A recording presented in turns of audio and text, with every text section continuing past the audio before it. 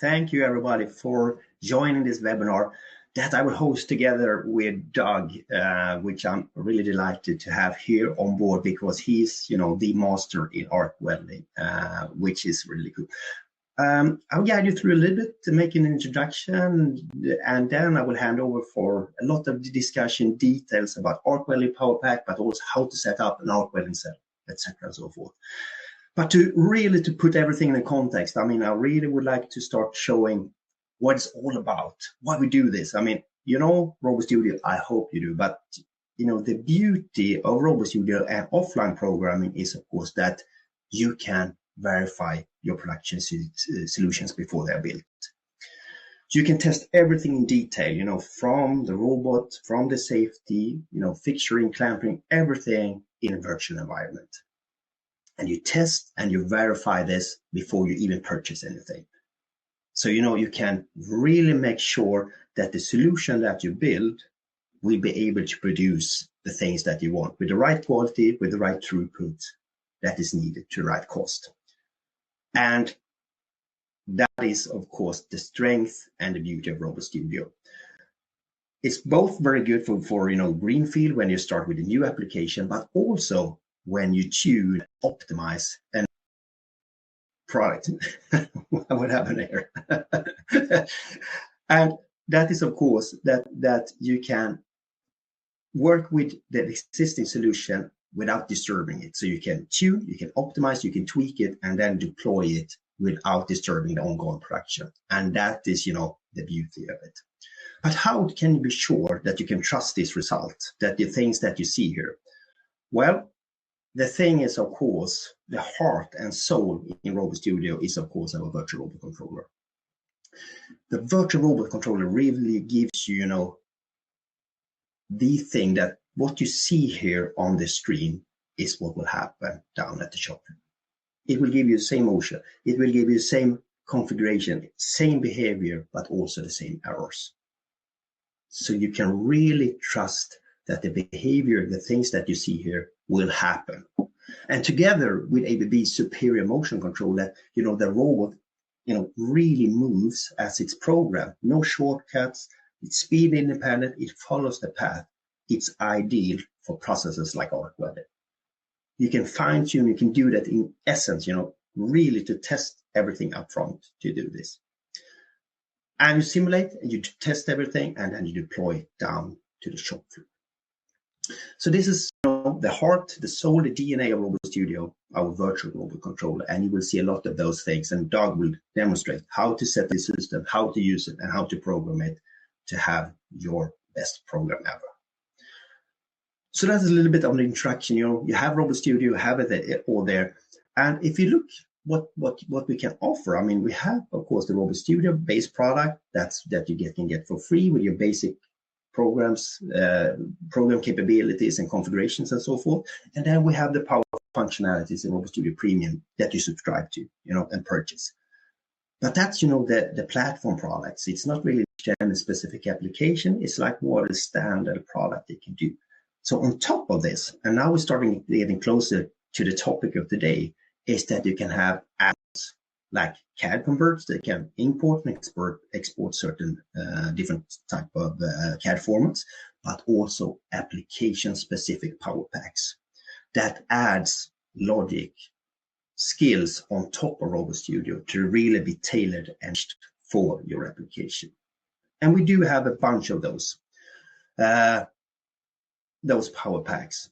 We have printing, we have palletizing, picking, dispensing, and so forth a lot. And we had a very good webinar for half a year ago regarding 3D printing. You can look at that at our website.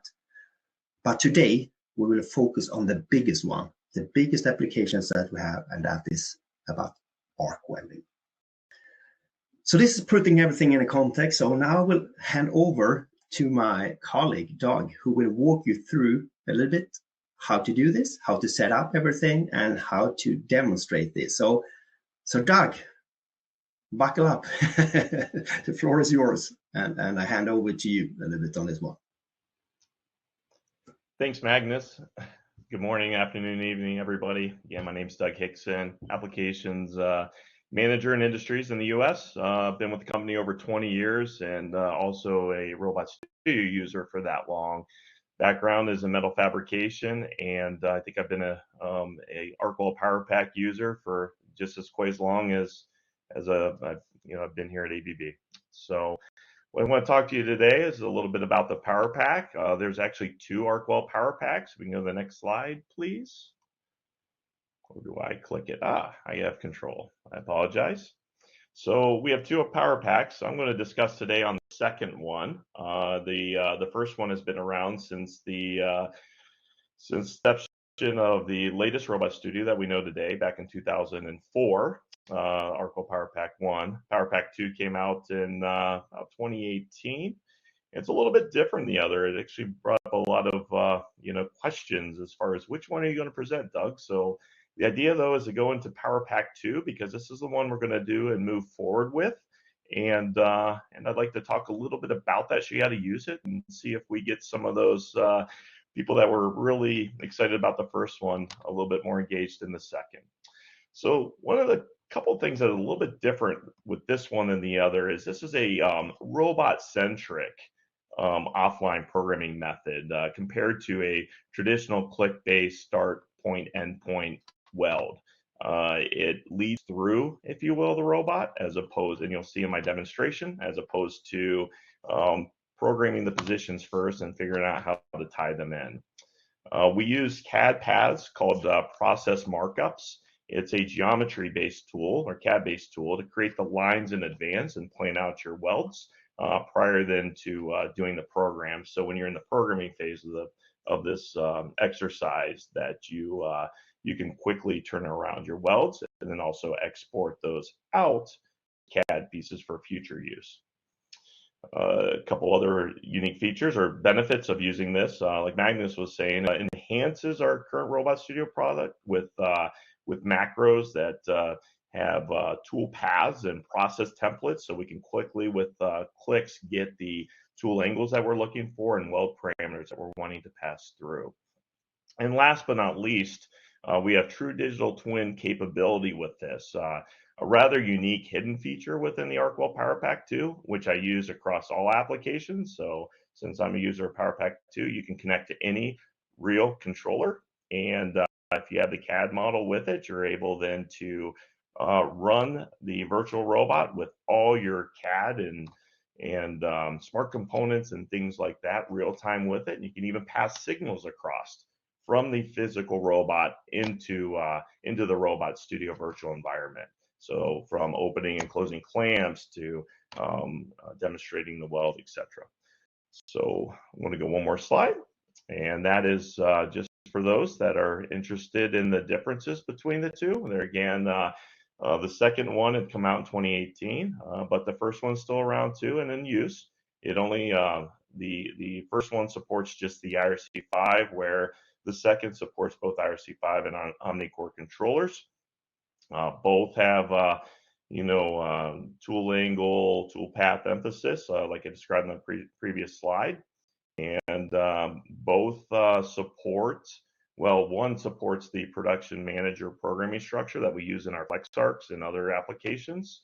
But the PowerPac 2 does have the layout or the framework to do it with production framework, which is the next generation to production manager. Both support multi-move programming. And like I had mentioned before about exporting paths, both are able to do it. And well, when I say that is the one on the left, most may not know, but you could export your weld and service paths, whereas on the Arc Welding PowerPac 2, we're actually going to export the geometry that goes into making those tool paths. So a little bit different. And then VR and digital twin technology.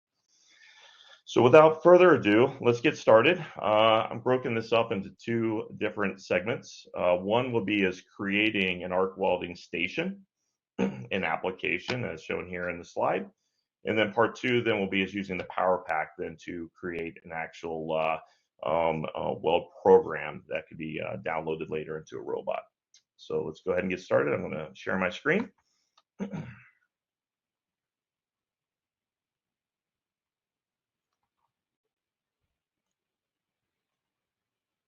Wait for it to come up. All right, great. So let's get started. So this is RobotStudio. To begin with, one of the first common questions will be is, all right, how do I get the PowerPac? So when you get RobotStudio and open it up, the first thing I guide people to is a help screen. From there, you can get access to a bunch of different links, and I'm going to go through two very quickly. One is the RobotStudio homepage. That is where you had downloaded RobotStudio at some point. So it's a direct link for that, where you can get to it from abb.com/robotics. We scroll down here towards the bottom. This is the download area. And this download area is where you can download newer versions of RobotStudio, or you can download PowerPacs. You can see with a couple clicks, here's a list of all the PowerPacs. Both are available.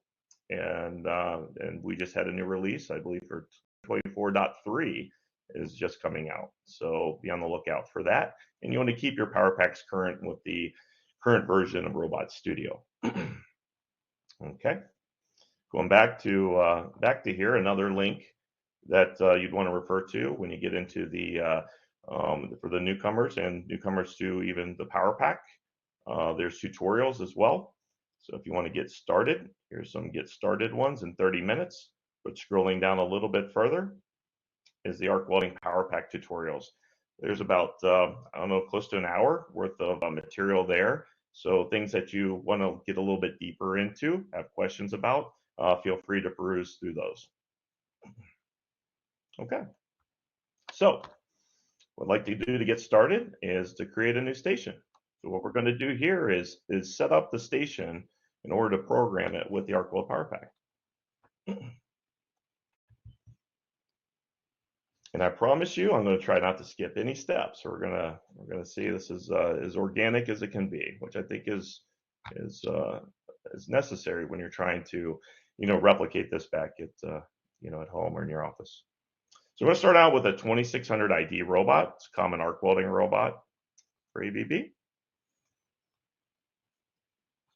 And this is the Ergo ribbon. For those that aren't familiar with RobotStudio, we have several tabs up at the top. Starting with the home, it works left to right. So ideally, you do your design in the home tab, your programming. But if you need to do extra modeling, there's a tab for it.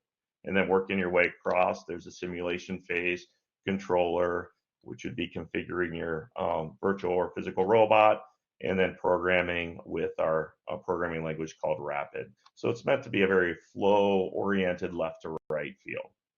So I'm going to continue on. I'm going to bring in an IRBPR, say a 600 kg, 1.6 meter, and import that. Okay, so I have my robot positioner. Next is we go across to the library.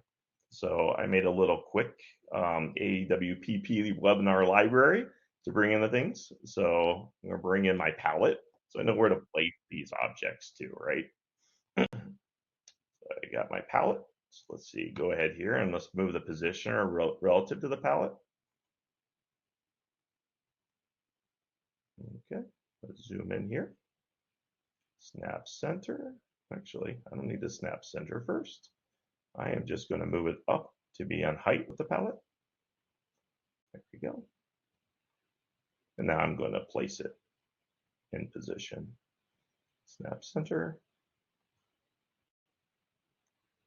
Center that hole, as I see, to the center of this one. Okay. Positioner is in place. Next is let's raise the robot.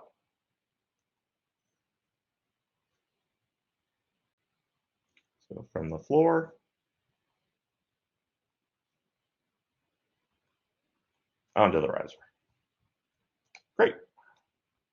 Let's bring in the rest of the pieces then. So next thing on there would be the fencing.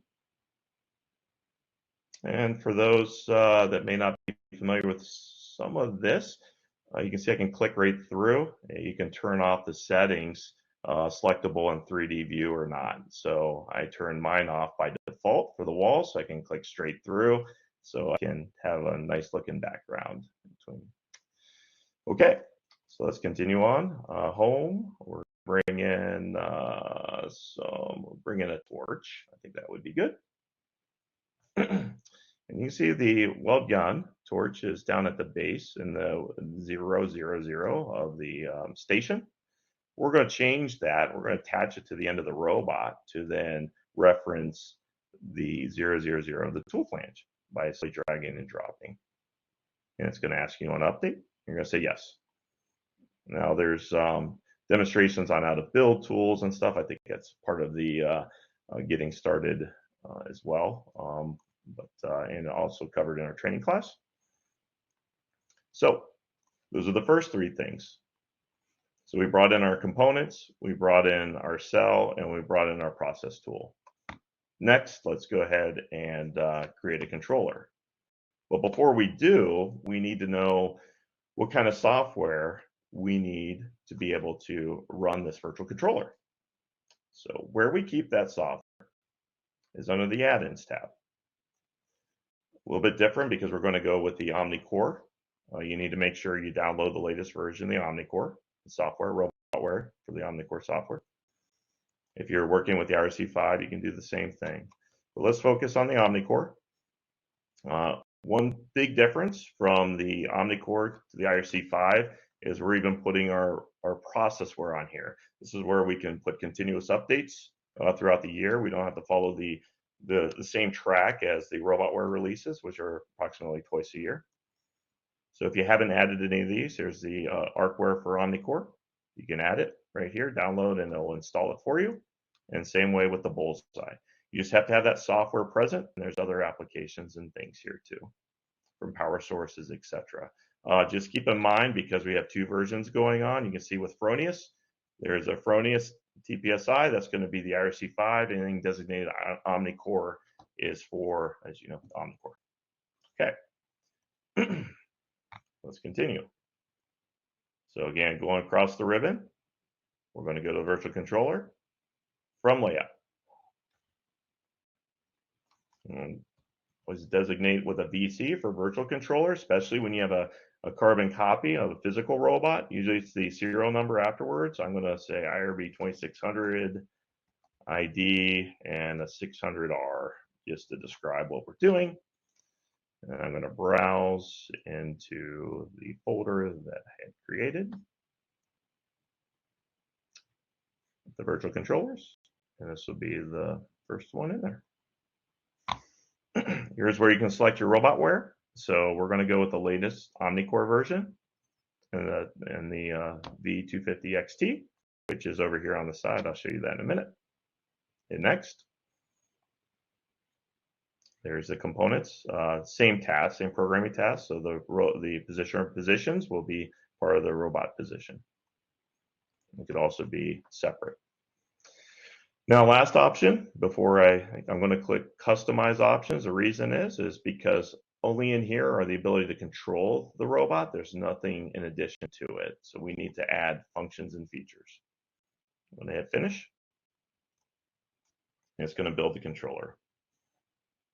Hopefully you see this is a little bit more straightforward or streamlined maybe than before. Down here at the bottom, it's building. You can see the green line going across. As soon as the controller comes up, actually comes up with modify the installation. This is the software package. It'll be new for many of you seeing this maybe for the first time. Again, these are the same options I showed you when I was creating the controller. I'm going to check this box for show changes just to see what differences, things we're adding. So this is the software as included. Under available, you can see a bunch of different arc welding and other things. I'm going to pick the Arcware for OmniCore. I'm going to include that. As soon as I include that, it also creates the virtual license as well. So this is the arc welding standard. So when you're doing this virtually, it'll add the particular options that are necessary, which is nice. And we're going to stick with the simulated welder as well. I'll show you where you can make other selections if you had other things. If you're adding any advanced tools like Bullseye, I'm going to include that just to show you. It requires the arc welding premium option, the 3416-2. also loads that in there along with the software. So it picks the right options for you, or for the most part, right away. If you do want to go in and change, these are where your options are located. Let's see here. One of the things I'll point out option-wise, I won't select here, is absolute accuracy. Absolute accuracy gives a robot basically a birth certificate, a blueprint, so that the accuracy of it is reduced down to less than a millimeter anywhere it's enveloped. It's one of the most powerful, maybe under promoted tools that we have. So when you program in a RobotStudio and you want a real, true, accurate CAD to path, you need the absolute accuracy option for your robots. But scrolling on down, here's where the Arcware selections are. You can see premium was selected and simulated welder. If you added from the add-ins, you could select other power sources, and those would be selectable in this area. Okay. So going back to software, just double checking things. These are what we added. I'm going to hit apply and reset.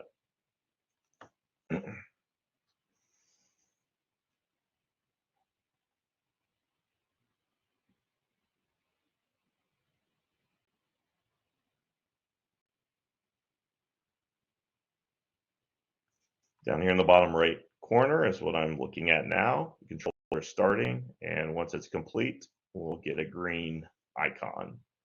So it's ready to go.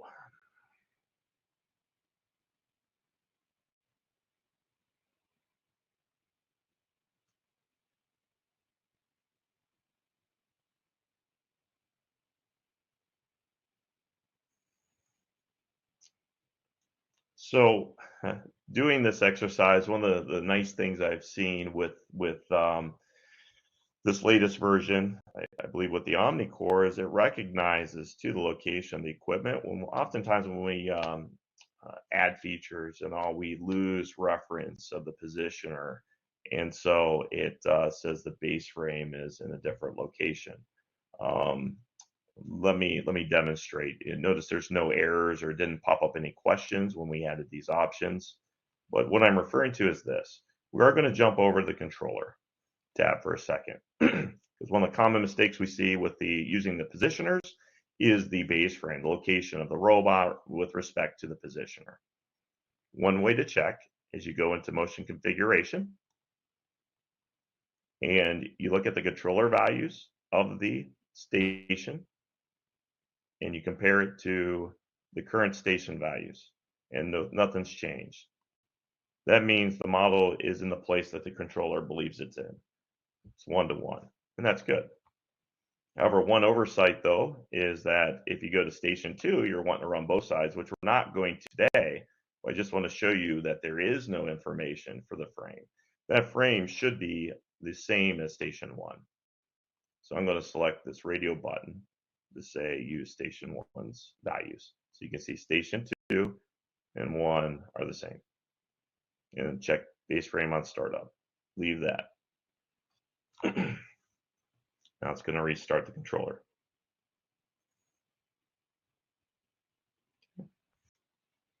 All right. So very quickly here, give you an example of something that could happen is if the positioner moves slightly, you'll get a message here, and then no longer will the controller know where that positioner is, the correct location. So the controller thinks it's here.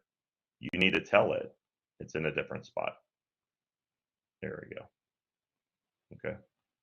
I'm going to cancel that and undo, but I just want to show you that, and if you do make the mistake and you do drag it, one last thing, because this is very important. Otherwise, you can have programs that don't operate correctly. If I restart the controller with it in this position, without updating its location, when the controller comes back up, it's going to recognize a difference and ask to move it back. And so when you get this question, that's putting it back to where the controller believes it's sitting. It should be sitting. Okay. All right, let's move on. Back to the Home tab again. Now we're in import geometry. We're ready for the customer part at this point. If we'd like to, we could save the station. So let's go ahead and do that. File, save station as. Add some old ones here from this morning. I can make my own. 26. Say okay. All right. Now we're going to bring in the part. So import geometry. And this is a part courtesy of GrabCAD. And this is this was originally an IGES model. We can import several different styles or most styles, or handle a style that can be converted into a geometry we can handle. Those are CAD converters. They're offered separately. So this will take a minute to load in.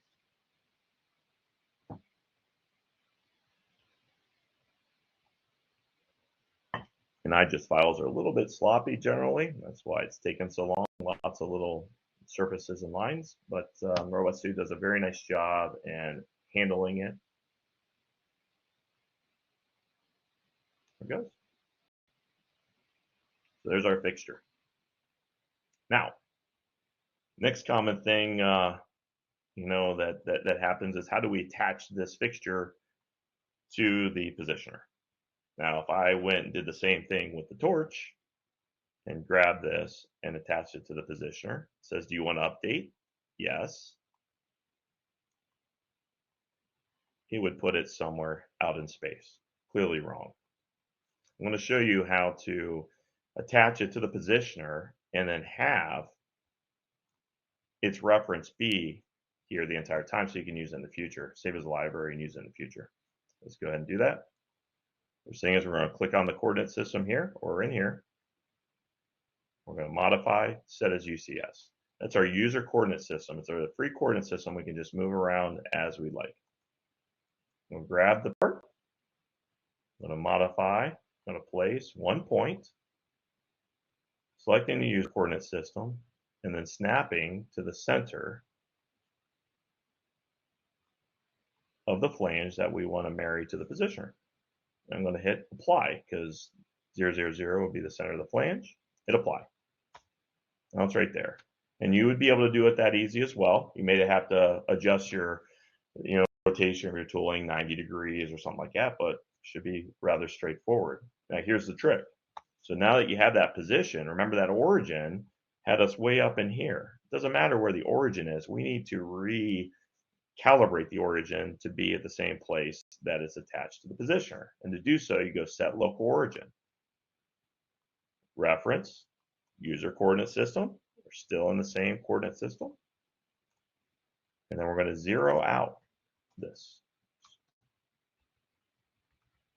so that the position ends up being at the base of the tool. Once we do that, last step is you want to save it as a library. It's also really critical and something for new users that may not be aware of. Saving pieces as libraries, what that does, it offloads the memory or the storage that the station would normally have to handle. So this thing was, I don't know, 80, 90 megs. I save it as a library and save the station. You're going to see my station size is going to be very small, probably in the kilobytes. Okay, so I saved it. Next step is, how do we attach it to the positioner? Because if I rotated this, the tooling would move. I need to drag and drop like I was trying to before. Do you want to update the position? Yes. Now you can put it on two sides.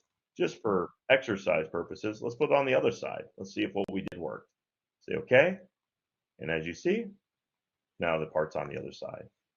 We want to attach it to, I undo, attach it to the correct side, update position, 1, OK. You want to test things?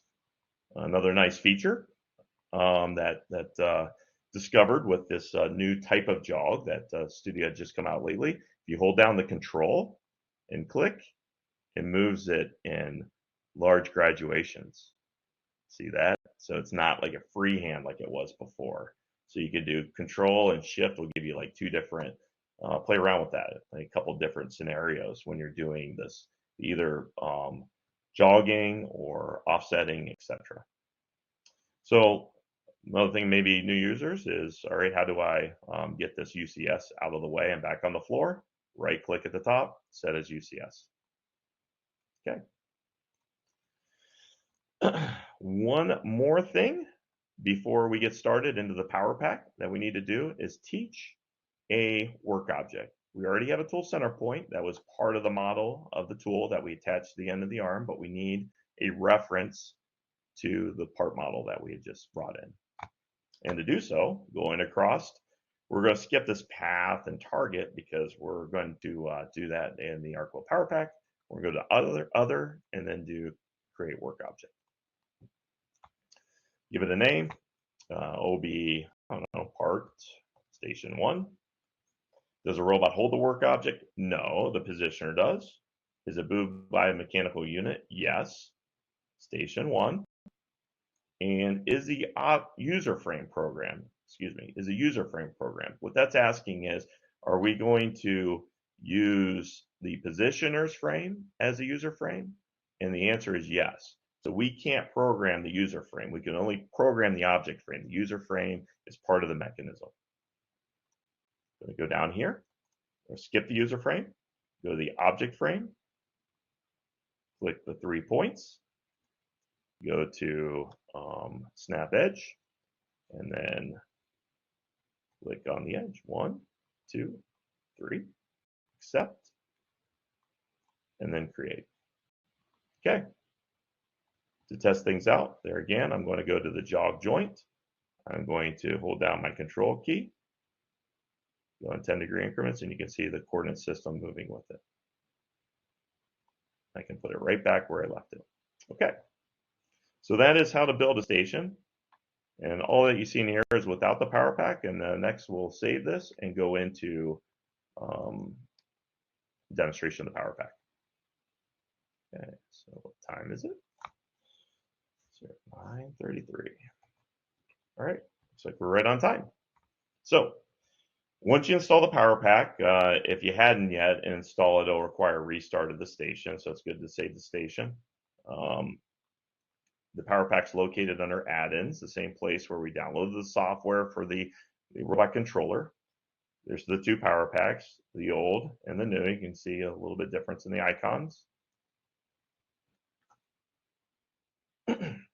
There's a check that comes up. The messaging is for the IRC5, and this is going to also have a check for the OmniCore as well. But it says I don't have that option, which it's right, and to add it.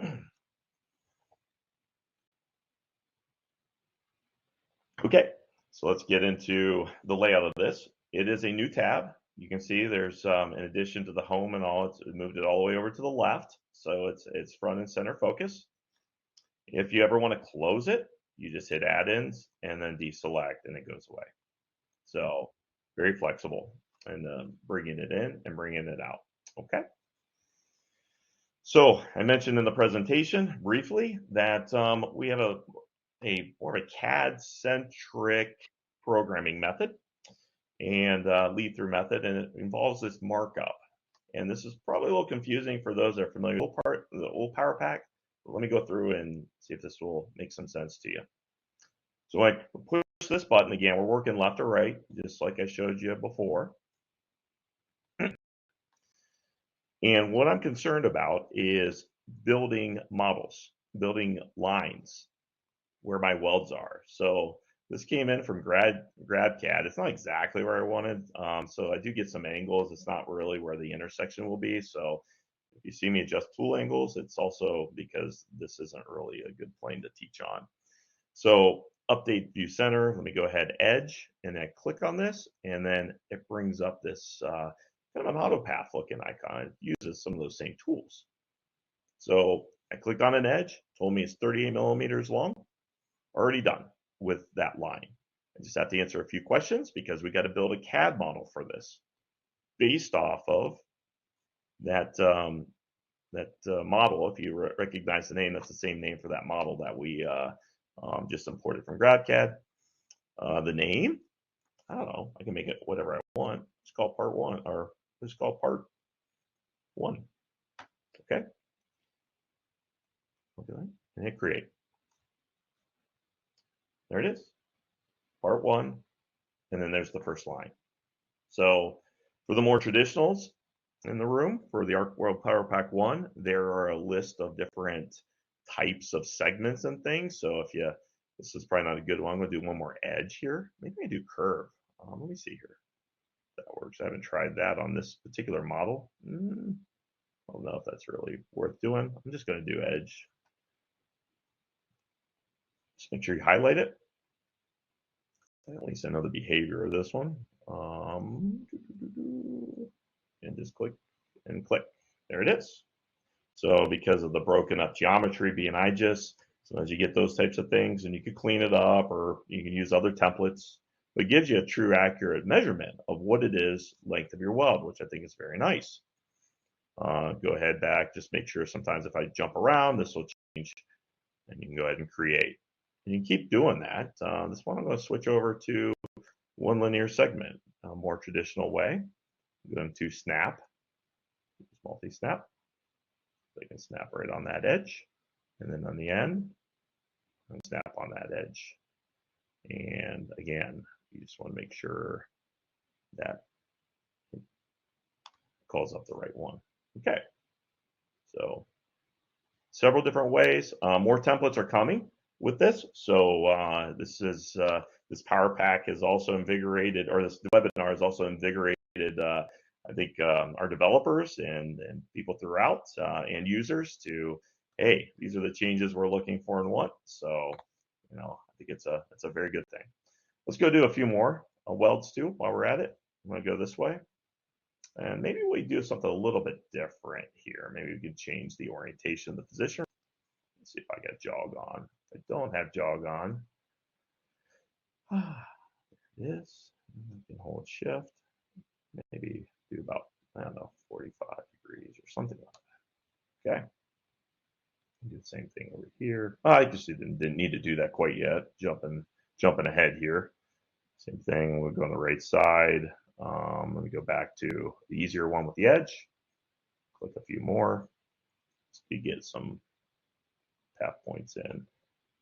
If it misclicks, then you can, just remove last, zoom in again. There we go. If you went the other way, hit reverse, goes the other way. Great.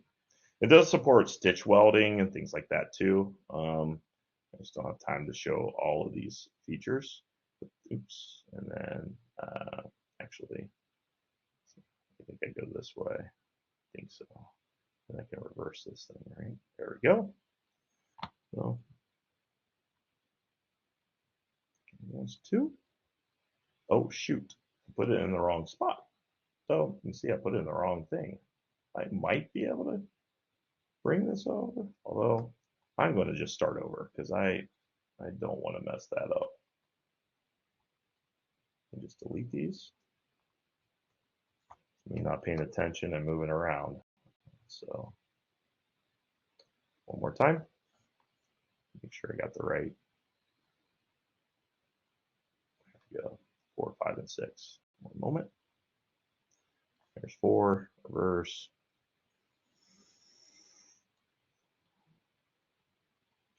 5. I just do a short one. And 6. Reverse. Okay. All right. So that's all of them. I didn't need to move the positioner because we're just marking up. Now you could save this out, export the geometry, and then you have that file to reference later. So I can say part 1 to this, right?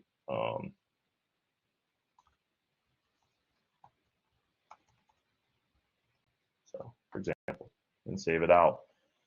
And then you can bring that back in, and then you have all these. You can lines, the CAD, your CAD guy can do it ahead of time. It's a non-RobotStudio user, and then you'd have these lines, and starting already. So I'm going to close this out. So that's the first half of it. Second half is how do we then make the program. So I'm going to go to the programming tab here, and then there is a part. I'm going to create a program part, and we'll keep the same kind of naming convention here. So one, I don't know if let's do that. And I'm going to use that, that process markup. It's labeled over here as a workpiece, but you can see it brought up all the welds. And then I can also notice that I messed up on one of them. You can see the 40, 23, 40. So it does give you an visual aid too, as to if you don't have the welds the right length. Obviously very important, having the right length. Okay. Here we are. So here's our part program. We usually, the next step is, zooming out a bit, is we need a place to start from. We need a home. So if we were to create a program let's make a service path. We'll call it home. And if you don't have an A, you create a new one, service there, or M service. Okay, cool. All right, so once we have that, let's go ahead and create an error move. Let me move it over in a position. Again, I love this holding down the control. Once you got to make sure you have the right selection, part selection. I hold down control. One more time. Hold down control. I can move it to the angle. Awesome. Best thing I've seen in a while. I don't get to use these tools as much as I used to, but you can see how quickly I could create that from just clicking and dragging, not having to open up the slider bars and all. Once I'm in position here, I'm going to create an error move. And for home, I want it to be, I'm a move abs J guy when it comes to these. So there's a move abs J. Give it a name, JT home. Fine. Weld gun. Configurations. Add error construction. There. Great. Okay. So now I want to create my part. So just because we're starting to run a little bit on time, low on time, let me just do these top three, just to keep things moving. Okay. One thing I do know is that the positioner was at this angle. We'll fix that at the end. Let me go ahead and because I think I had part station 1, so let me just make that back to work object 0. That applies. Never mind. We'll just move on. All right, so I'm going to add a process path, and this, you can see all these things lined up.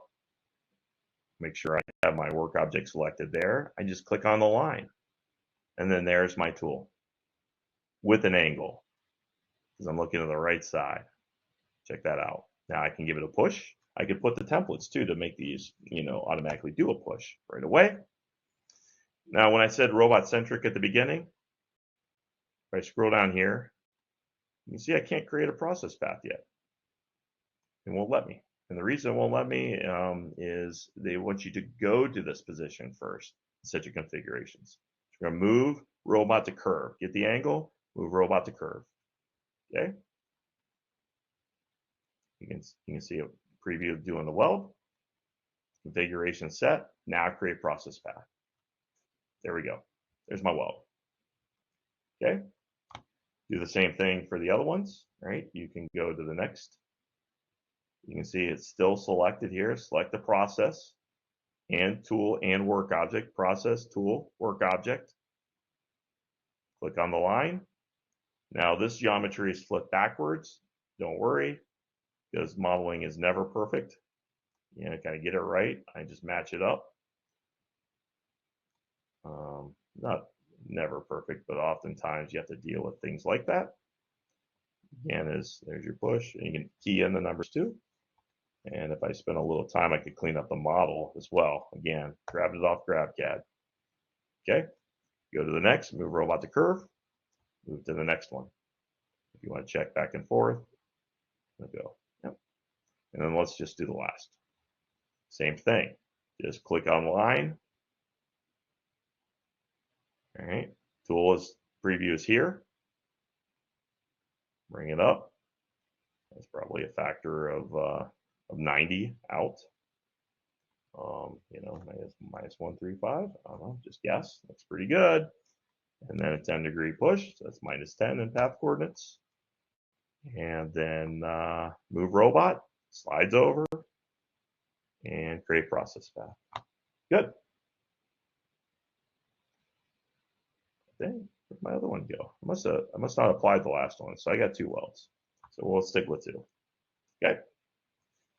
Once we have the 2, these are the path procedures. Now we need to add it to our part, right? So that our part 2 has these 2 path procedures.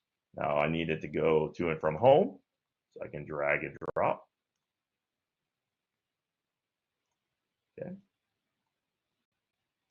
There we go. Home, part 1, home.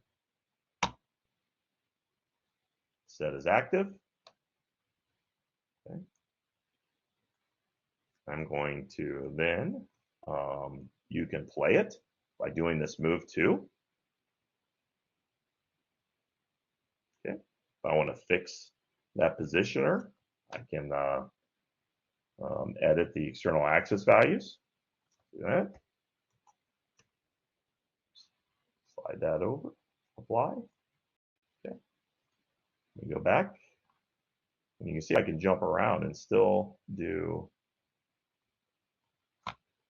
RobotStudio related features. Okay, so let's go ahead and run that again. Oh, that's something mistake there. Okay, so when that's done, next step would be is to sync it and play. But I'm going to right click and sync. I'll select everything, say OK, and check my program and wrap it, although it might be okay. Check program. No errors. Oh, didn't sync my program. That's interesting.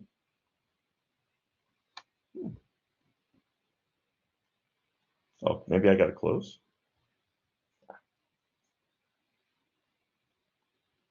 There we go. Let's try again, maybe. That should have everything in there. Yeah, let's go ahead. There we go. Now we have an error. There is an error with, we just recently had a release of the robotware, and so the PowerPac has an issue with the data structure. So you're going to see me under the hood here. I'm just going to recreate some seam data and weld data. SM1, and then same thing with the weld data.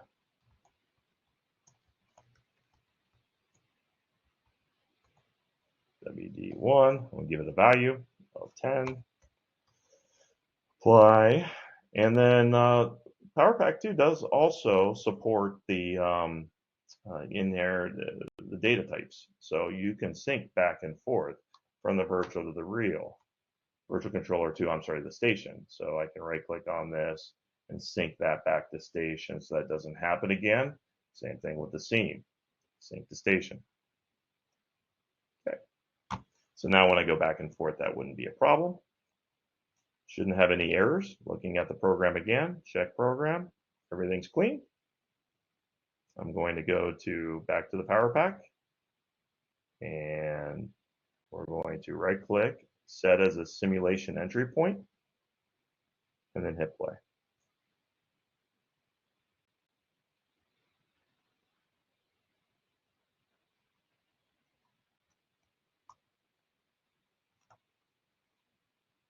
Okay, very cool. And then it goes back. Awesome.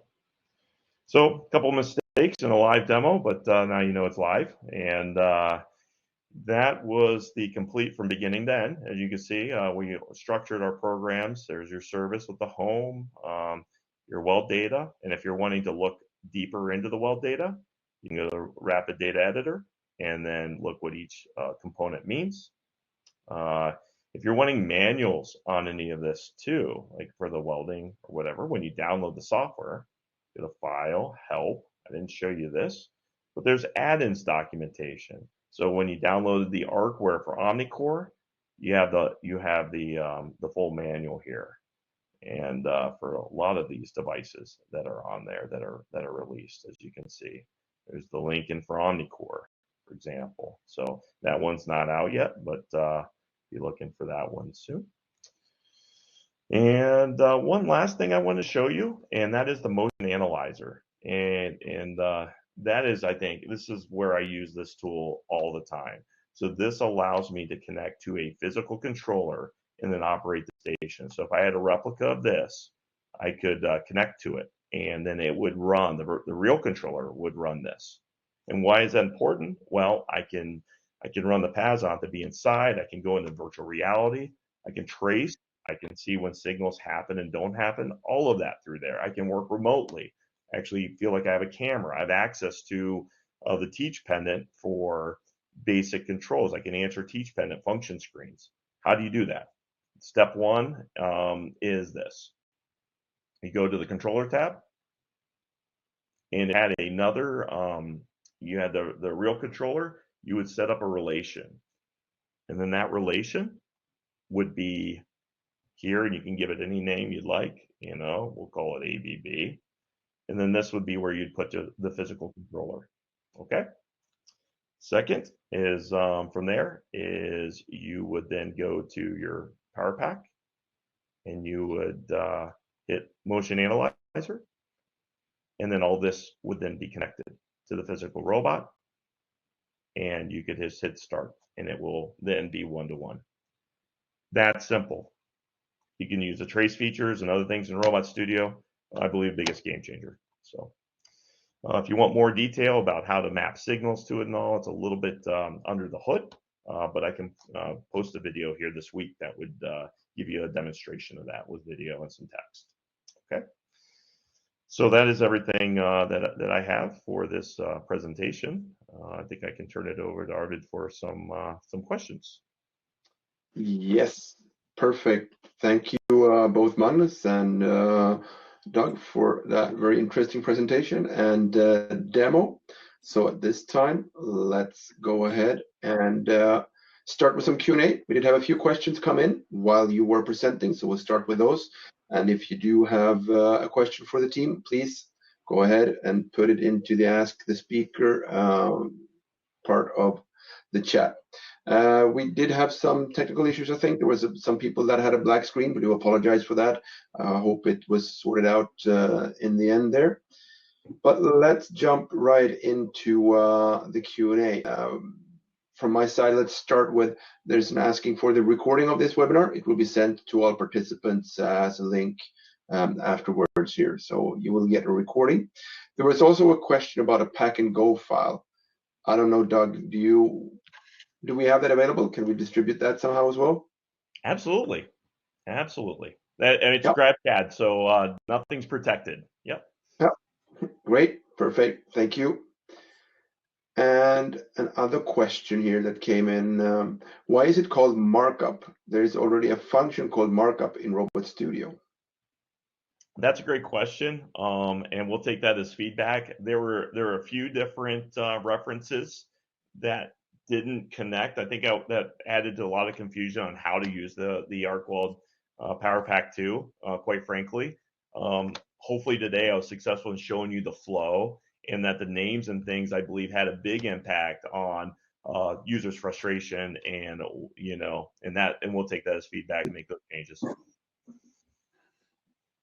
Yep, perfect. Thank you. Another question here: is it possible to set up SmartAC and weld guide features on the PowerPac? SmartAC for sure. Weld guide, I believe we have means of doing like things like path replay. So there are templates that we can add to be able to give those instructions. I mean, the smart tech is the big one because you need search strategies. So there are smart tech features in there. I just didn't have time to show. Yep. Great. Thank you.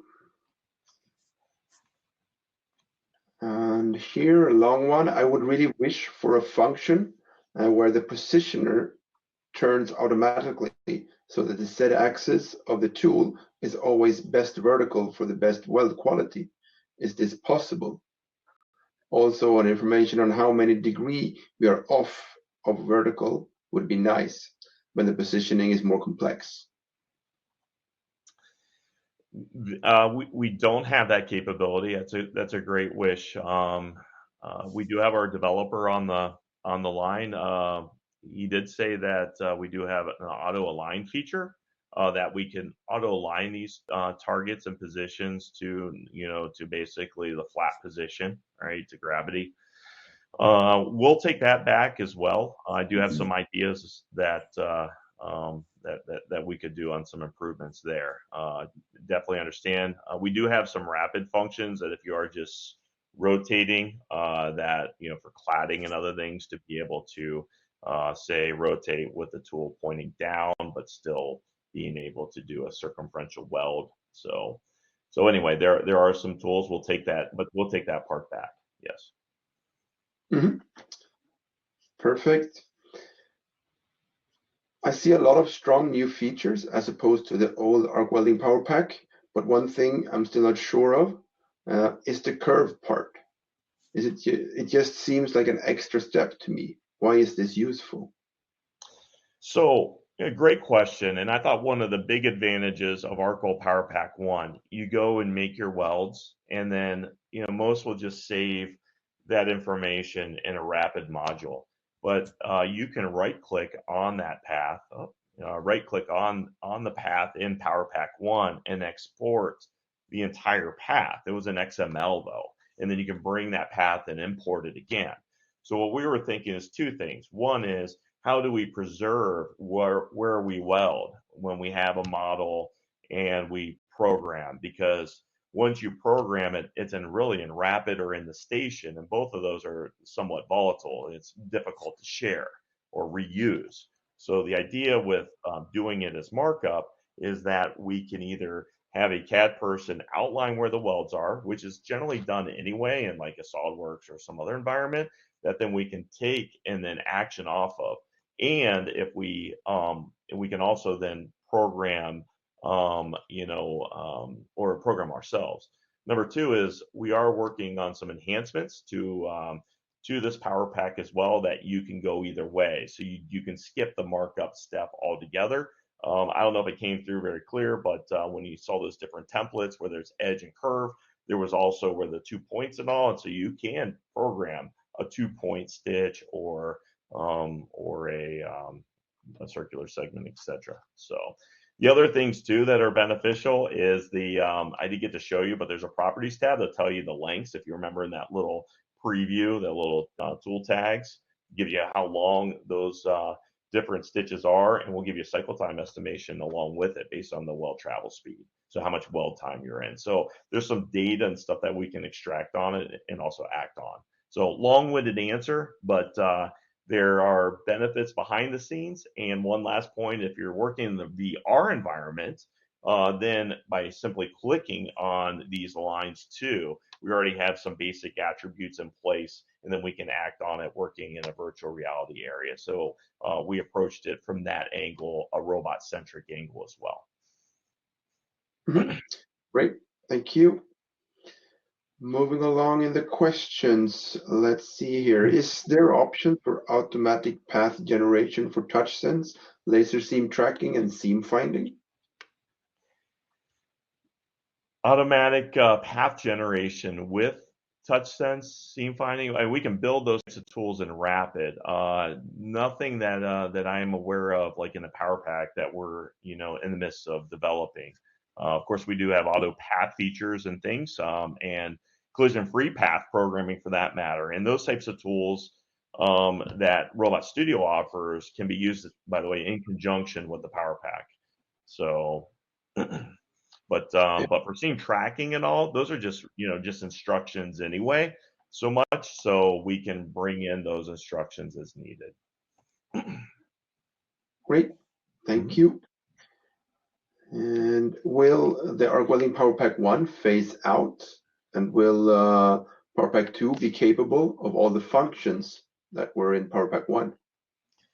That's a great question, and that is when we first decided to do this webinar. That has been the big conversation. It's great. I think, like I said, it rekindled both our developers and users to say, hey, what do we really need? It's easy to say, hey, I want all the features from one, but what were those features, right? I would like to, if you could have a follow up with some of those so we can record them and look at those later. We're looking at, but things that I see that I would like to see in there would be the production framework, which is the old production or the new production manager support, and then of course more templates to be able to do similar things, and then also be able to use markup or not, have a little bit more flexibility. But I think overall the idea with this PowerPac, and that point really never come across, it is an arc welding centric PowerPac, but that's not where it ends. There are plenty of path-oriented tools to be able to do any kind of application.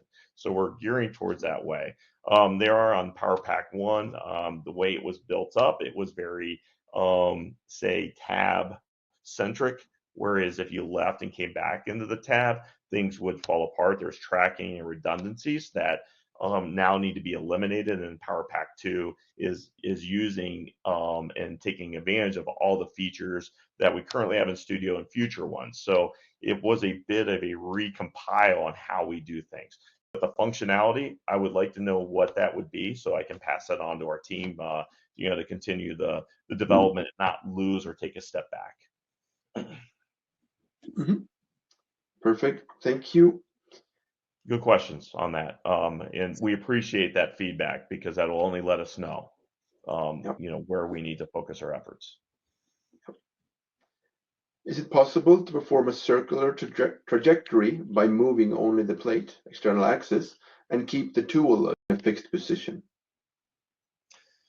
Yes, I'm not familiar with that feature on this particular PowerPac, but my developer said yes. So we also do things in Rapid too, to be able to do that. If you're like, hey, I just want to program a single point and rotate underneath, we have functions. We write a simple function that will send the ROB target in the opposite direction as the rotation of the work object.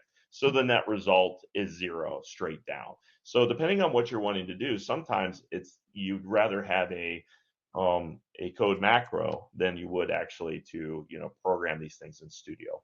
So there's that option as well. Mm-hmm. Perfect, thank you. By using this PowerPac, can we execute and identify the tool load data and positioner load data? With the tool to be able to put in the that type of stuff needs to be entered separately. Uh-oh, a little freeze. That is very important that you do have the appropriate tool load and positioner load, so that information can be passed in as far as load. And then keep in mind too, when you're operating positioners, that there needs to be we have a what they call a man load ID, a manipulator load ID, so that we set the appropriate cell decels on the positioner. So, I mean, a good question. Maybe I don't understand it right, but yeah, that information is important to get the right cycle and performance. I can just jump in because that's pretty much part of the base product, that you should be able to identify the load based on the CAD geometry that you import. But you can't do that. But there have been a lot of which, and actually our CAD kernel can detect it. So it is possible, but not exposed yet, at least not for the tool. Oh, thank you, Magnus. Yep. We all learn something, don't we? I need to hang with you more. Sure, more welcome. All right, another more general question here. With 3D model types, can be imported into RobotStudio? STP, PRT, JT? Magnus, you want to handle that one too? Yeah, sure. It really depends on which CAD importers you have as part, or which options of CAD importers you have. But we support a bunch of different formats. We do. So most, I would say all of the common ones are supported, but you need a special CAD converters to be able to do it. After the box or part of the products, it's the SAT file format that we use as our neutral format. But then we have a bunch more of those that you can add on top of it. Great. Thank you, Magnus.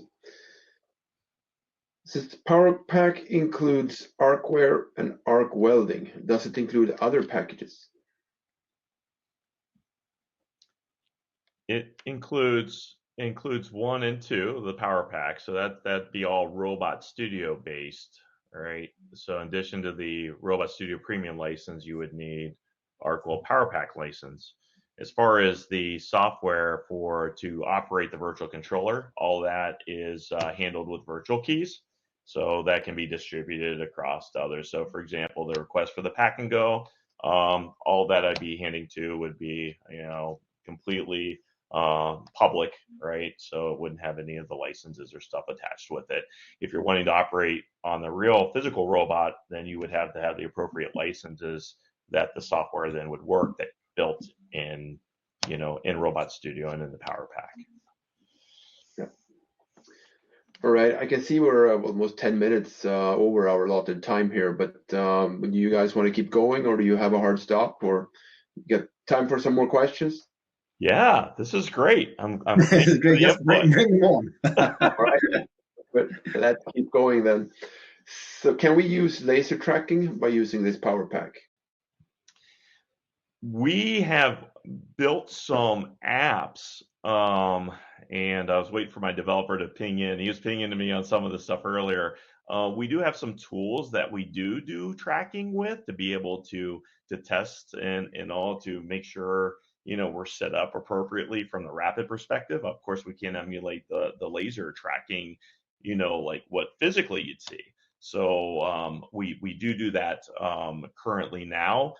It was at one time posted in our add-ins, but since we made that more a controlled space, that had gotten removed, I would expect to see something released at some point when we start redoing the PowerPac there, or enhancing the features of the PowerPac. So, Perfect. Good question. Yep. Can you make markups on all file formats that can be used? I've had problems with markups with lib files.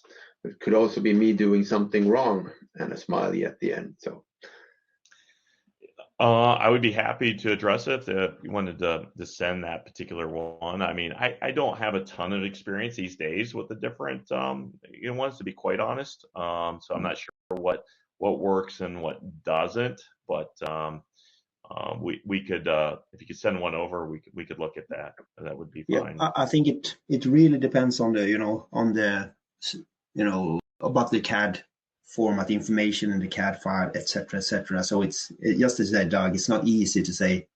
It's very individual about the different parts, what can be done and what can be done in some cases, how everything is structured, and the normals and everything is part of the how good the CAD file is actually. And that depends, and it varies a lot. So it's almost case by case sometimes, unfortunately. Yeah, and it may be more trouble than it's worth, because at the end, when you think about the PowerPac, and you could even see my struggles in the demonstration with a less than adequate, non 3D model, not solid model, I should say, is a 3D model, but not solid. So I had to deal with the extra points and all, and you could say, well, is that tolerable? Well, if you think about what you're trying to do, are you trying to be perfect, or are you trying to get a weld in? And then when you start thinking in those terms and sense, then you may even pay a little less attention to some of that detail and say, what's my quickest way around? Hey, if I am struggling with some of those lines, let me build them here in RobotStudio. So we give you limited CAD features, but ones that can get you around things that maybe come in from your CAD, that are corrupt or translated corruptly or whatever it would be. So story of our lives in the CAD business is dealing with, For sure. with less than adequate geometries. Yep. Perfect. Thank you. Is it possible to form weld beads in RobotStudio to visualize the weld when using Arc Welding PowerPac? And the second question here is, and how different is IRC5 controllers from the Omnicore? Will I have to relearn everything? I'll take the second one first. It's very similar. What I had showed you is really the differences in terms of how to get the software in and how we've kind of organized things. So I thought that part was pretty important to show, so you have some idea. But the tools that are around the ARC product, the ARC instructions are the same. Weld guide, all those pieces, just kind of where you have access to the software and manuals as well. The first part was, what was that, Arvid, again? Yeah, is it possible to form weld beads in RobotStudio to visualize the weld when we're using the Arc Welding PowerPac? Not the weld beads themselves. I know there was a third-party product that was posted in our add-ins a while back for a fee.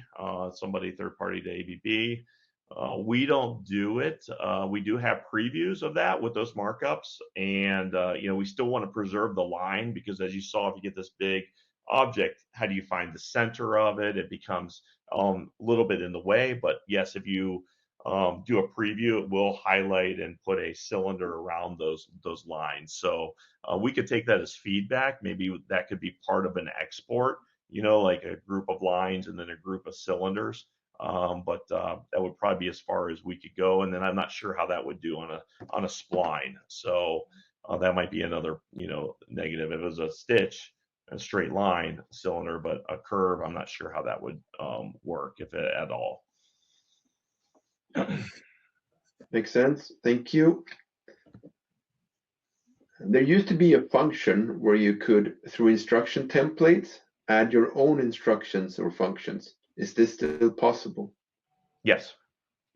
So, and do it quite often, and it's an advantage more than anything, because when you synchronize your program, you may or may not want all the extra content, back and forth. So we give you the basic tools that are generally used, but you can add or omit certain ones depending on what it is you're trying to do. Magnus, anything to say on that? I mean, it's on the templates. Perfect. I fully agree. That's good. Can we get a planning when the new expected functionalities will be available? Well, I can just, we are, yes, as Doug said, I mean, we are working very much now for the Arc Welding PowerPac 2 to get it up in par with the first version. So you will see incremental updates continuously. So it pretty much matches what we have in the first version. But then, of course, it's a continuously ongoing development that's happening. So it's hard to say when everything will be done, or when. I would say never. We always continue to develop things, but it will soon quite much in sync with what we have in the first version. Quite vague, though, I understand, but yes, it will be quite soon. Mm-hmm. Great. And to add to that too is really, as the move to Omnicore and the changes in Studio, it has naturally gone to this point where we have to make a decision. So up till now, people were wanting one, they use one, but we're starting now to come to that point where the road's going to end with that product in terms of how much it has to support, kind of legacy style, I guess, approach to that, to how it was developed. So point is I think the only direction is forward, and getting some of those features into 2 is what, from just my experience with it. So we're on it. Perfect. And then we got a comment here. It's not a question. There is a function called Set Tool Gravity Position that does adjust the positioner along the weld path for more optimal quality. Oh, really? Great. Then we have learned something as well. Awesome. Yeah. And again, I am a user, but not a superpower user in this. So always learning. So thank you for that comment. In Arc Welding PowerPack 1, you could, under Optimize Targets, interpolate external axis and minimize axis movement. Is this also added in the Arc Welding PowerPack 2? I think to some degree that I think the quick answer is yes. At least similar. I didn't go in to see exactly the differences. I had some hangups on the first one in terms of interpolation and how that worked, especially when it went along the z-axis of the positioner, that it would still want to rotate based on distance. So um, I I don't have a good feel. I know RobotStudio had improved on some of Yep. their tools in those areas that we also may, go outside and make changes, too. And I think you even seen me a couple times right click and take some of the tools that are in the right click window. So if RobotStudio or the PowerPack doesn't, we're using some of the tools on the RobotStudio side, and we see that there can be improvements in those areas that's brought up with the positioner and getting that making some easier tools, especially with the I don't know how you say, with the coordination, right, to keep the tool on top or to continuously transition. We'll we'll take that back and look at that area. So, but in the meantime, we can use RobotStudio stuff as well. Yes. Mhm. Perfect. Thank you. Is it possible to name the weld in PowerPack with the name of the part? For us, each weld are a part. If you can edit the seams individually. I know it puts in the seam names. I didn't go into the editing of that to know. You need each weld should be named so you can do things like arc replay and stuff like that. So I don't necessarily understand the question is, can you edit those in PowerPack? I think it's more if you can name the wells individually, but I think that is you can name each of them. Yes. You can name them through between, or in rename targets and all that. And I jump into RobotStudio for the rename, on a path level to rename things. Maybe I have to do on the instruction level to be able to edit the seam name. But I would expect improvements in those areas if you want to Yep. rename, but it'll be a combination of using RobotStudio's engine to do it. Exactly. Mhm. Great. Moving along. If I'm using a newer version of the RobotStudio add-on software, do I also need to update the software in the robot itself? No, No. you can stick with what you have there. That's the idea with the RobotStudio, is that you can go back into IRC5 and work all the way through now. So and it should be at least right now anyway, backward compatible through, on an arc welding perspective I'm speaking, right? So so the quick answer is yeah, it does. No, you don't have to upgrade the software. Mhm. Thank you. You mentioned that library files make station files smaller, but only stations, right? Is there any advantage in RAM occupation? Magnus? Yes, actually, because when you use the library inside the station, that means that you load the library. You have one definition of the library, and then you instantate copies of that one. That means that you don't load the geometry or libraries all. Even if the same thing, it doesn't load it addition. It just loads it once, and then it makes an internal very light copy of that one. So yes, the RAM will be decreased if you use the library concepts like that. Mm-hmm. Great. So we're coming to the end of the questions here, but we have a few more. Is it possible to upload back the PowerPac software from the robot for re-editing in case the project file was lost? No, I mean, what you can do is in terms of project, I mean, if you mean the entire RobotStudio station, it's not stored it's not loaded down to the robot controller itself. Then you have to have other version control systems to really keep track of those. But of course, you have the entire robot code, the backups and so forth. That is of course possible to take from the real robot controller and load inside RobotStudio. But in terms of geometry and layout and so forth, you need to store those projects in some sort of version control manner to keep track of those, or have some sort of system to because they are not stored inside the robot control itself.